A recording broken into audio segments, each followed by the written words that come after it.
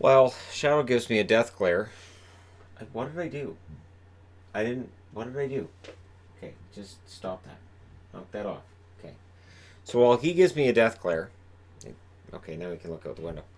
I want to talk about coaches. So we've seen 7 guys get fired. Seven already this year. So you know what? Let's talk about stability in coaching because apparently that's not a thing. So who's next? So I thought, I'm going to do this power ranking style. Who's next? And the most likely will be up here. The least likely to get fired will be down here. Let's have fun with this. Now, here's the thing. The one that's at the top of the who's next is one that I think we all know is a dead man walking amongst coaches. You guys know who I'm talking about. So I'm going to start with 24. The safest coach in the NHL is Craig Berube. Yes. St. Louis could lose every single game for the rest of the season, and Berube's not going anywhere. The Blues could flame out horribly in the first round. He's not going anywhere. He is the safest coach in the National Hockey League right now. Now, who's next? The dead man walking coach at number 1 is Detroit's Jeff Blashill. Now, the reason that I'm putting Detroit on the board here is because we know Jeff Blashill is done at the end of the year. It's like Willie Desjardins last year with the Kings. Desjardins came in and we knew he wasn't going to stick around as the Kings coach. He was just a placeholder. Right now, Jeff Blashill, I admire the guy for coming to work every day because he has to know, looking at the record, looking at what's going on in the organization, he's likely out at the end of the year. Now, Gerard Gallant being available means I have to have him at number 1 because it's possible, not probable, but possible, that Steve Yzerman goes, you know what, I'd better grab Gallant before Seattle does or before he decides to go somewhere else. So that's why I have Detroit at number 1. We know there's going to be a change behind the bench. There has to be a change behind the bench. Next on the safest list is Florida's Joel Quenneville. They didn't pick up Quenneville to fire him in a year. So even if Florida misses the playoffs this year, he is as safe as safe gets. He's not going anywhere. So he's not as safe as Berube, but he's pretty darn close. Number 22, Barry Trotz with the Islanders. Trotz isn't going anywhere either. So these are 3 guys that I'm 99.9% sure, and I would have said 100% until Gallant got fired yesterday, and now it's pretty relatively sure, I guess. So yeah, for me, Barry Trotz at 22, not as secure as these 2, but he's as close as you're going to get. Number 21, oddly enough, TJ Smith with Ottawa. Why? Because Ottawa wasn't expected to be anything this year anyways. Smith is there to bring the kids along. Now, once this team is expected to be a playoff team, that could change. Maybe it won't, but it could. And at that point, we'll talk about it. But for right now, Ottawa's not making a change behind the bench. They've got the guy they wanted. And I would think he's safe for this year and next year as well. And then at the end of next year, they may very well look at it. But I would think he's safe for at least the first 2 years he's there. Number 20, Dave Tippett with the Oilers. Now, I understand that the Oilers, if they fall off a cliff, there may be some heads that roll. Tippett's won't be one of them. Neither will Holland. There may be some other moves that get made within the organization, but these guys just came in. They're not going to make a big change. They're not going to be overly reactionary after one bad year. So if the Oilers fall out of it, he's not going anywhere anyways. That's the whole point of this is even if these teams flame out, those guys aren't going anywhere.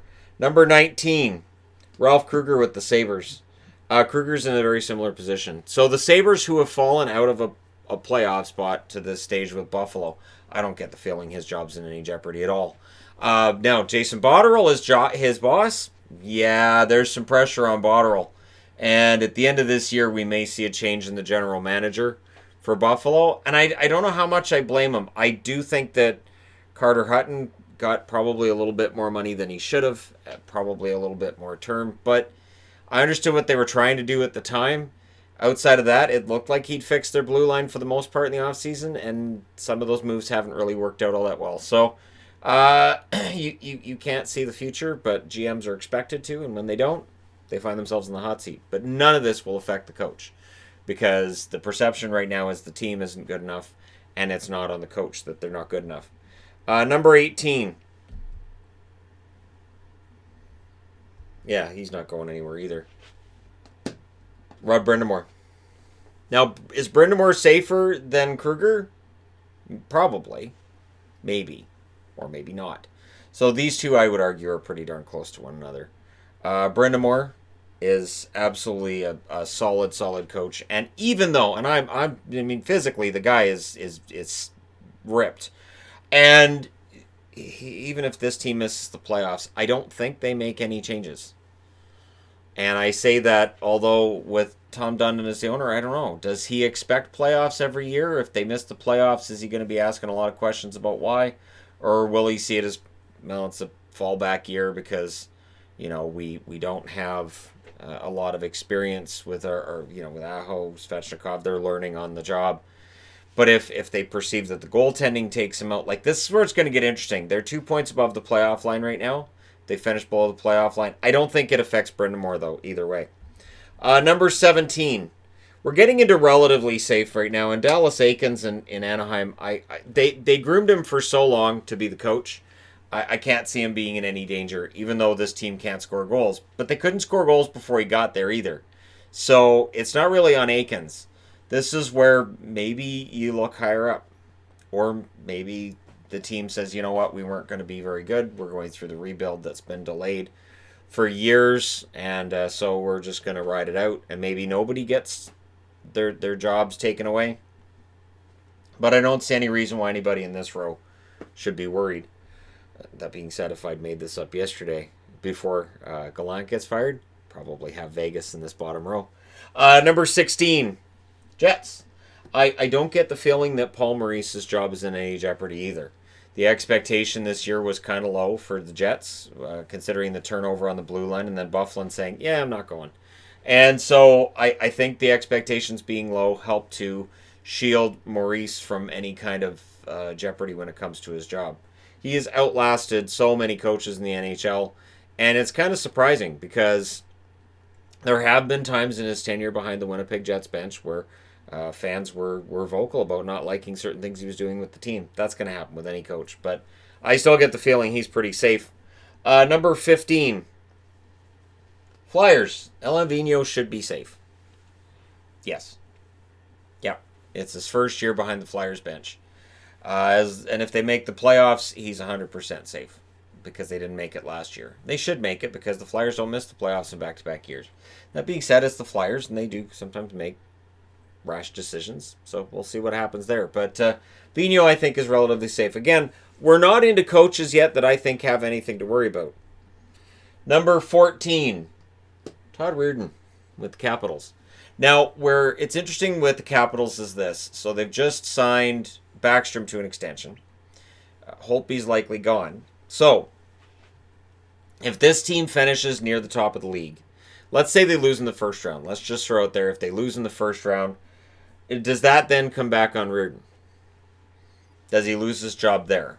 Is there going to be pressure for him to win at least a round this year? Or is he going to be out? That's where things get interesting with the Capitals. I don't think the regular season tells the story. I think it's going to be playoffs. And that's why I have Reirden higher up on this board than other coaches who are coaching teams that are way below him in regular season record. Because I think if they lose in the first round, he may very well find himself on the way out. Number 13 is the Kings. Todd McLellan's in pretty good shape because the Kings were expected to not make the playoffs this year. So, unless something crazy happens, unless he has some kind of a clash in the locker room, unless there's something toxic in the Kings locker room that's directly attributed to him, I can't see any situation where McLellan loses his job either.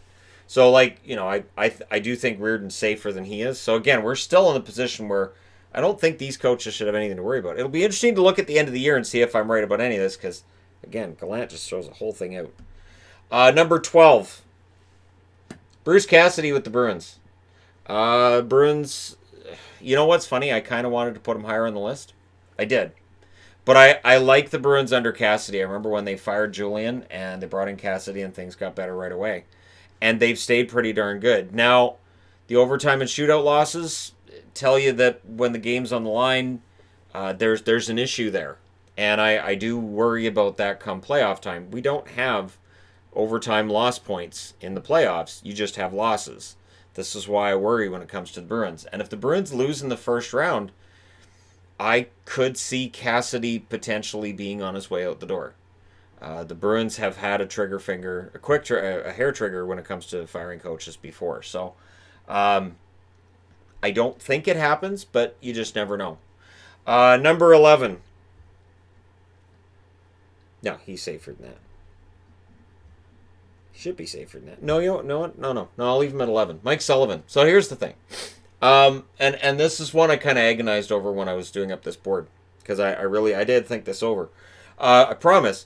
11. I have Sullivan with the Penguins because they did win back-to-back Stanley Cups under Sullivan, but firing a coach that's had a winning record has happened with Pittsburgh before. If Pittsburgh goes to the playoffs and loses in the first round, right? Because it's Pittsburgh. Now, I will say this for Sullivan. Considering all the injuries, I can also see him winning the Jack Adams Trophy. Considering their record without Crosby, Dumoulin, Schultz, and all of these really good players that they've been without for a large portion of the season. Now they're without Gensel. They're still not skipping a beat. I could see him being the Jack Adams winner. So, again, this is more of a, if they lose in the first round, maybe, because they got swept in last year's first round. So if they got swept again this year, maybe, but it would be weird if you fire a coach and then he wins the Jack Adams, right? So it's not very likely. Number 10, this is where we're getting into. It's again unlikely. Tocchet. The only way Tocchet loses his job, the only way I could see Tocchet losing his job would be if the Coyotes crashed out and missed the playoffs. If the Coyotes crash out and miss the playoffs, it's again unlikely, but possible. And that's kind of where we've been with a lot of the coaches that have been replaced so far this year. So yeah, for me, the Coyotes, I have them higher. But again, this is just, to me, in likelihood. So this is more likely than these, but is still less likely than 9 others before them. Number 9 is Columbus. John Tortorella doesn't have a lot of pressure on him to make the playoffs. But you know what? If they miss the playoffs this year, it's possible that the GM sits down and says, you know what, we need to change the voice behind the bench. And if Tortorella does end up out of work in Columbus, I think based on what he's shown in Columbus in terms of his growth as a coach and how he's changed, and he's definitely changed behind the bench, I could see somebody else taking a flyer on him. I could see him ending up back in Tampa, potentially, as an example. Tortorella has been very good for Columbus. Columbus is on a nice run, but if they miss the playoffs, it's possible. And not because Tortorella is doing a bad job, but because I could see Columbus saying we need a different voice behind the bench. It's not always about performance. Sometimes it's just about we feel like we need to make a change behind the bench. Maybe they think the team's getting too lazy. Maybe they think the team just needs somebody who's better working with young kids, better working the development side. And so that sometimes is why a coach is replaced. It's not always, well, we just want to get rid of this guy. Number 8, Quinn with the Rangers. I don't know how secure Quinn is. I do wonder if the Rangers, meander along and miss the playoffs and they sell off a couple of pieces. Does Quinn stick around, or did they also potentially look for, imagine Tortorella going back to the Rangers. Oh, Brooksy. Yeah, the Rangers are an interesting one to me, because I want to say, oh yeah, no, David Quinn's fine, but maybe that could be a shock change, but that would be the off season. That's not likely to happen this year during the season, much like Detroit's would happen in the off season, not right now. I'm thinking 7 coaches is probably enough for right now. Number 7, Claude Julien. We can all agree Claude Julien's not the problem with Montreal. Right? And he isn't. But at the same time, the pressure to win in Montreal is huge. The pressure to be a contender is there. I think right now, for Montreal fans and media, they would accept a team that's comfortably in the playoffs. But I think the feeling that this team should be on an upswing. I will say this as well. Marc Bergevin's job is more likely to be on the line right now than Claude Julien's. And if I was doing a GM video on which GM's going to get fired next, this list would probably be very different. And for Montreal, I could see Julien being gone. But I could see both Bergevin and Julien being gone, and Jeff Molson just cleaning house, saying, all right, we've got to change this. This has got to be different. And I could see Bergevin being on the hook for some of the contracts on the team. I could see Julian being on the hook just because he's been behind the bench for back-to-back seasons where they've missed the playoffs. Through no fault of his own, I don't think he has the lineup to make the playoffs. Number 6, Bruce Boudreau. He has survived some iffy seasons. He's survived some calls for his departure from fans and from some in the media as well. And I think he's survived about as well as he can. But if Minnesota has a poor second half of the season, I could see them making a change soon. I could see Boudreau potentially being next, being one of those surprise changes being made. For Bill Guerin, you look at the fact that Gallant's out there, the fact there's a lot of half decent coaches out there that are out of work. You could see Minnesota saying, well, we need to make a change. And I think it's more likely in the offseason, but I do think that Bruce Boudreau's moving up this list of coaches who may very well be next. Number 5, there are Canuck fans who want Travis Green gone. There are Canuck fans who want Travis Green gone yesterday. Now, I'm still okay with Travis Green being the coach of the Canucks. I'm not on that let's fire the guy side of things because they're in a playoff race. But there are decisions that he makes, there are moves that he makes that drive Canuck fans insane. And I could see if the Canucks miss the playoffs, I could see the Canucks saying, we're going to move on from Travis Green and bringing in somebody else. I could see musical coaches. I could see Boudreau being out in Minnesota and being in Vancouver. I could see Julian going to Minnesota. I could see Travis Green, sure, to Montreal. Why not? And it's a 3-way swap between teams. That's kind of where we're at right now, isn't it? So yeah, for me, Vancouver, I think it's quite possible that we see a change. There is some pressure on Travis Green, and there's some pressure on Jim Benning as well. This team needs to show some kind of upward momentum, because while they've given Benning an extension as a general manager, if this team regresses, if they end up having a poor second half on any level, I think Benning could be out of a job. Number 4, and this is weird. Tampa Bay has won, 10 out of 11? And yet, if this team loses in the first round, I think Cooper's done. Tampa Bay has to win a round of hockey. And I don't even know if winning a round saves his job. Let's say they win in the first round. Let's say they meet Columbus again and they sweep them. Everybody's all happy. But in the second round, they meet Boston and they lose it in 5 or 6. Does Cooper stick around for another year? I don't know. He is the longest tenured coach right now in the National Hockey League, which tells you just how many coaches are new. And yet, I don't know. I don't know if Cooper's job's all that safe. I think it's going to be the playoffs that tell the story. Now, if they had missed the playoffs, and they're not that far above the cut line, but let's say they had missed the playoffs, I would think he'd be out. I would think he'd be out as soon as the season ended. Number 3, the Hawks. It's interesting how when they got rid of Joel Quenneville and brought in Jeremy Colton, there were a lot of Hawks fans that were on board with it, like, yeah, no, we need to change. And rumors had always been that, Quenneville being out was about changing some of the culture in the locker room. Well, the Hawks are still kind of treading water. They're 4 points out of the playoffs.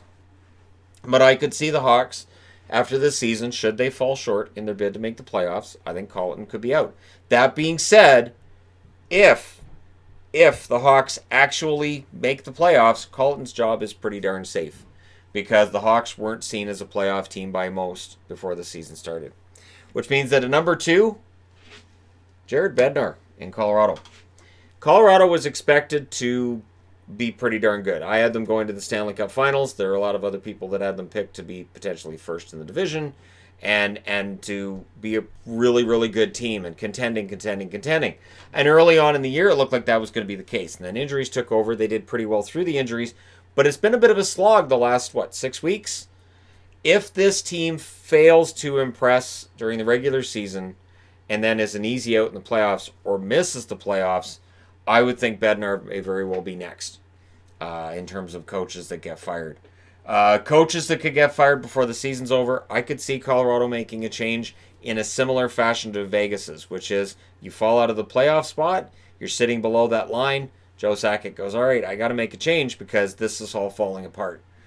I don't know how much patience there is right now in Colorado in terms of this team, they got to win now kind of thing, or if it's, well, if we don't win it now, it's fine. We got a team that can win it later. And I don't know how much of that patience there is amongst upper management. So there you go. I did not include any team that has changed their coach since the start of the season. I didn't include any team that's got an interim coach because as long as it says interim next to their name, if they're out, they're out because they're not technically the coach. They're not officially the head coach. So New Jersey's not on the board, Calgary's not on the board, and just Dallas isn't on the board either.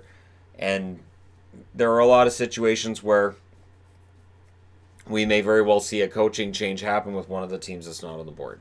For instance, Bonus in Dallas. There is some belief that Bonus is kind of there as a placeholder, and Jim Nill may very well replace him with somebody else should he find a better candidate. That being said, Dallas's record's been pretty good under Bonus. I don't think you need to change anything right now. But there you go. Let me know what you guys think. Which coach is next? Who's next to be falling on that sword and getting fired? Because we're in that crazy time where 7 coaches have gone since the start of the season already. And who's going to be next? Let me know what you guys think in the comment section below. Don't forget to hit like and subscribe if you're browsing your way through. You just happened upon this video. And hey, thank you guys so much for watching, for all your support. I'll talk to you again soon.